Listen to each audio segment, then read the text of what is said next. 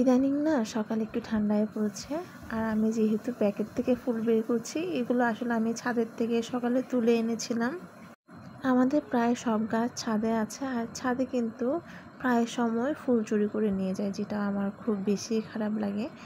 তো এই জন্য আমার সকালে 5:35 ওঠা হয়েছিল। 5:35 উঠে কিন্তু আমি গাছ থেকে ফুল নিয়ে এসেছিলাম।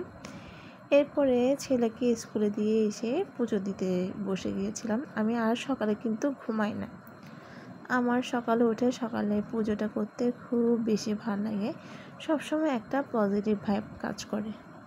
আর পুজোর মধ্যে সবথেকে আমার কাছে গুরুত্বপূর্ণ অংশ আর ভালো লাগার কাজ হচ্ছে আমার মহাদেবকে স্নান করানো। তো এখানে আমি মহাদেবকে ঘি মধু মাখিয়ে ফলের রস দিয়ে এরপর জল দিয়ে স্নান করে নিচ্ছিলাম। আমি না মহাদেবকে 1 লোটা পানি দিয়ে স্নান করাই। আমার না খুব বেশি ভাল লাগে। আমার সবসময় অনেক পানি দিয়ে আমার মহাদেবকে স্নান করাতে ভাল লাগে, যেহেতু ঘরে দই দুধ কিছুই ছিল না, আর অত সকালে কিন্তু গিয়ে আনাও সম্ভব ছিল না, যার কারণে যা ছিল তাই দিয়ে মহাদেবকে আজকে স্নান পুজোটা সারিয়ে নিয়েছিলাম।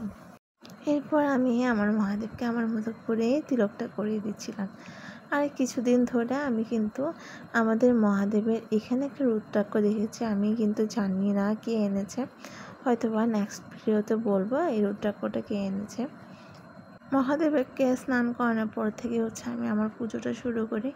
আমি প্রথমে ভগবানকে পরিষ্কার করে স্নান করিয়ে দিই।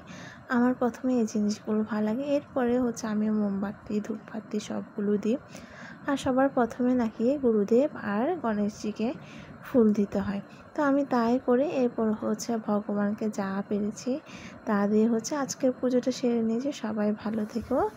আর তোমাদের সাথে কিন্তু এরকম আমার ছোট ছোট গল্প আর অনেক হবে। সবাই আমার জন্য অনেক আশীর্বাদ করো। আজকে এতটুকুই।